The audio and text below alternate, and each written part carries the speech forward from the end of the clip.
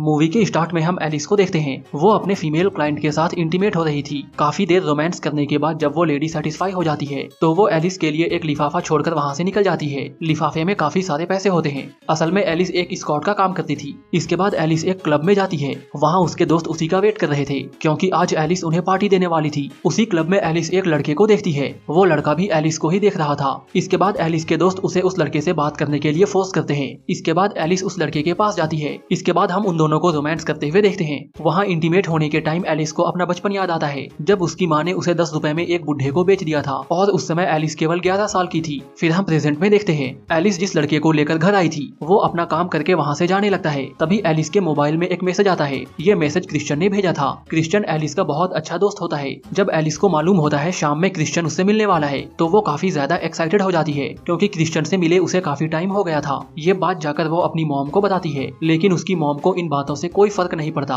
वो एलिस से कहती है तुम हर रोज यहाँ नए नए लड़के को लेकर आती हो और उनके साथ शोर मचाती हो। तुम्हारी इन आदतों की वजह से मुझे सोने में बहुत दिक्कत होती है, इसलिए अब थोड़ा कम शोर किया करो। दरअसल एलिस की मॉम जानती थी कि एलिस अपने कमरे में क्या करती है लेकिन वो एलिस को कुछ भी नहीं कहती थी क्योंकि एलिस अपनी मॉम को डेली 10,000 दिया करती थी। फिर रात में क्रिश्चियन एलिस के घर आता है। वहाँ एलिस ने पहले ही माहौल को रोमांटिक बना रखा था। फिर क्रिश्चियन आते ही एलिस को किस करना शुरू कर देता है। एलिस क्रिश्चियन से पूछती है आजकल तुम मुझसे मिलने नहीं आते हो, क्या तुम्हें कोई दूसरी मिल गई है? इस पर क्रिश्चियन कहता है ऐसी बात नहीं है, दरअसल मैं एक रेस्टोरेंट खोलने वाला हूँ और उसी के चक्कर में थोड़ा बिजी हूँ। और अगर रही किसी और की बात तो ये जान लो कि मेरी फेवरेट तुम हो। वहाँ एलिस किसी बात को लेकर उदास होती है। ये देखकर क्रिश्चियन उससे पूछता है क्या बात है, तुम इतनी सैड क्यों हो? इस पर एलिस क्रिश्चियन से कहती है उसके मॉम की किडनी की सर्जरी होनी है और इसके लिए उसे 4 लाख रुपए चाहिए। ये सुनकर क्रिश्चियन कहता है तुम टेंशन मत लो, नेक्स्ट वीक तक मैं तुम्हारे अकाउंट में पैसे डाल दूंगा। ये सुनते ही एलिस मुस्कुराने लगती है। इसके बाद दोनों बिना डिनर किए ही एक दूसरे के साथ लग जाते हैं। फिर एक बार एलिस अपने दोस्त मिचेल के साथ एक स्ट्रिप क्लब में जाती है। वहाँ लड़के चड्डी पहनकर लड़कियों को अपने जलवे दिखा रहे थे।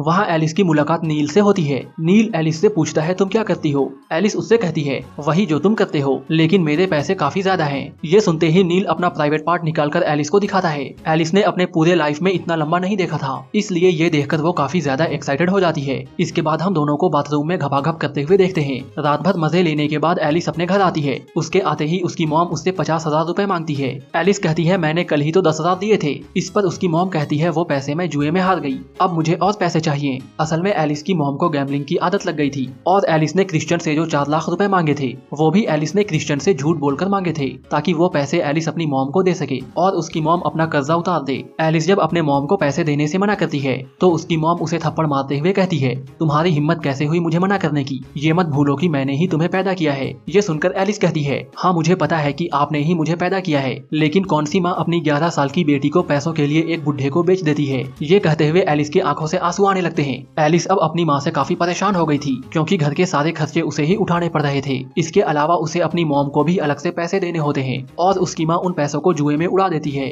एलिस के मुंह से ऐसी बातें सुनने के बाद उसकी माँ घर छोड़कर निकल जाती है। इसके बाद एलिस एक क्लब में जाती है। घर वाली बातों को वहाँ वो अपने दोस्तों से कहती है। उसके दोस्त कहते हैं चलो अच्छा हुआ, अब फाइनली तुम्हें आराम करने का मौका मिलेगा। एक दिन जिम में एलिस मार्कस से मिलती है। मार्कस एलिस का स्कूल फ्रेंड होता है। वहाँ वो मार्कस को मिचेल से मिलवाती है। वहाँ मार्कस एलिस से जॉब के बारे में पूछता है। इससे पहले कि एलिस अपने स्कॉट वाली बात कहती, मिचेल बीच में ही कहती है हम दोनों डिजिटल मार्केटिंग करते हैं। ये सुनकर मार्कस कहता है ये तो बहुत अच्छी बात है। फिर जाते हुए वो एलिस से उसका नंबर लेता है लेकिन वहाँ पे एलिस कहीं और खोई हुई थी। ये देखकर मिचेल ही मार्कस के फोन में एलिस का नंबर सेव कर देती है। इसके बाद मार्कस वहाँ से निकल जाता है। रात में मिचेल एलिस से पूछती है मार्कस ने कॉल किया या नहीं। इस पर एलिस कहती है मार्कस उसे बार बार कॉल कर रहा है। फिर मिचेल एलिस से कहती है मुझे लगता है वो तुमसे प्यार करता है, तुम उसे एक बार चांस देकर देखो। एलिस कहती है ये सब तो ठीक है लेकिन जब मार्कस को सच मालूम चलेगा तब क्या होगा। ये कहकर एलिस फोन काट देती है। तभी क्रिश्चियन वहाँ पहुँच जाता है। क्रिश्चियन को देखकर एलिस हैरान हो जाती है क्योंकि क्रिश्चियन तो नेक्स्ट वीक आने वाला था। वहाँ क्रिश्चियन का मूड बहुत खराब होता है। एलिस जब उससे इसकी वजह पूछती है तो वो एलिस को एक थप्पड़ मार देता है। फिर वो एलिस से कहता है तुम यहाँ रोज नए नए लड़कों के साथ मजे करती हो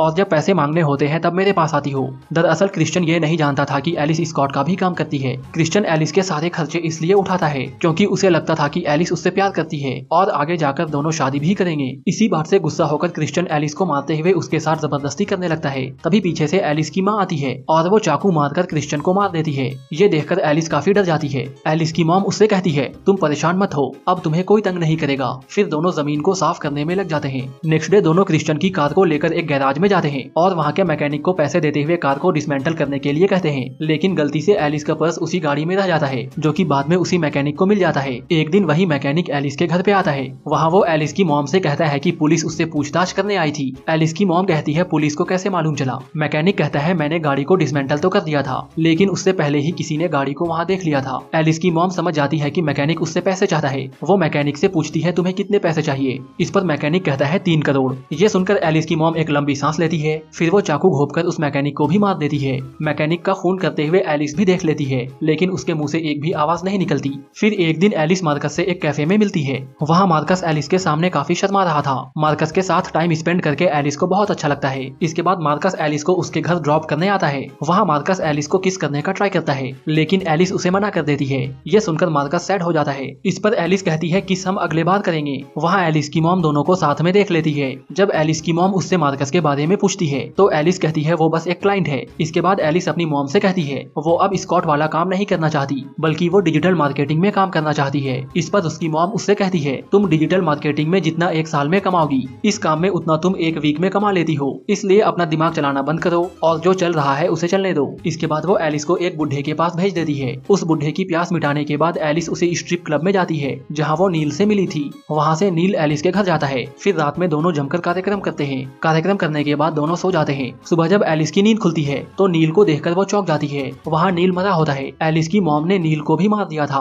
दरअसल एलिस की मॉम नहीं चाहती थी कि एलिस स्कॉटिंग का काम छोड़े, इसलिए उसने नील के साथ ऐसा किया। इसके बाद दोनों मिलकर नील की लाश को दफना देते हैं। इसके बाद एलिस मार्कस को फोन करती है, लेकिन वो उसे कुछ भी नहीं बता पाती। इसके बाद मार्कस मिचेल को फोन करके एलिस के बारे में पूछता है, लेकिन मिचेल को भी नहीं मालूम था कि एलिस के साथ क्या हो रहा है। इसके बाद दोनों एलिस के घर पे मिलने का प्लान करते हैं। इधर एलिस घर से निकलकर कहीं जाने वाली थी, तभी उसकी मॉम उसे रोकते हुए पूछती है कहाँ जा रही हो। ये सुनकर एलिस कहती है मैं अपने क्लाइंट मार्कस के पास जा रही हूँ। इतना सुनकर एलिस की मॉम उससे पैसे मांगती है। एलिस कहती है मार्कस आज मुझे एक साथ फाइनल पेमेंट करने वाला है। ये सुनकर एलिस की मॉम समझ जाती है एलिस झूठ बोल रही है। फिर वो एलिस का सर दीवार से मारकर उसका सर फोड़ देती है। तभी मार्कस भी एलिस के घर पे पहुंच जाता है, इससे पहले कि वो एलिस से मिल पाता। एलिस की मॉम उसके सिर पर वार करके उसे भी बेहोश कर देती है। जब मार्कस को होश आता है तो उसके हाथ पैर बंधे होते हैं और एलिस अपने हाथों में चाकू लेकर मार्कस के कानों को काट रही थी। दरअसल मूवी में कोई भी मर्डर एलिस की मॉम ने नहीं किए थे, बल्कि वो सारे खून एलिस ने किए थे। एलिस तो बस इमेजिन करती थी कि ये खून उसकी मॉम ने किए हैं। वहाँ एलिस ने मार्कस को जख्मी कर दिया था, लेकिन इससे पहले कि वो उसे मार पाती मिचेल वहाँ पहुँच जाती है और वो एलिस को रोक लेती है। लेकिन इन सबके बीच मार्कस अपना एक आंख गवा देता है। इसके बाद हम मार्कस और मिचेल को डॉक्टर के पास देखते हैं। डॉक्टर दोनों से कहती है एलिस को बचपन में ही उसकी माँ ने एक्सप्लॉइट करना शुरू कर दिया था, जिसकी वजह से एलिस के दिमाग में बहुत गहरा असर हुआ। अपने बचपन में ही एलिस ने अपनी माँ को मार दिया था। एलिस की दिमागी हालत ठीक नहीं होती है, इसलिए उसे एक पागल खाने में एडमिट कर दिया जाता है और यही ये मूवी खत्म हो जाती है।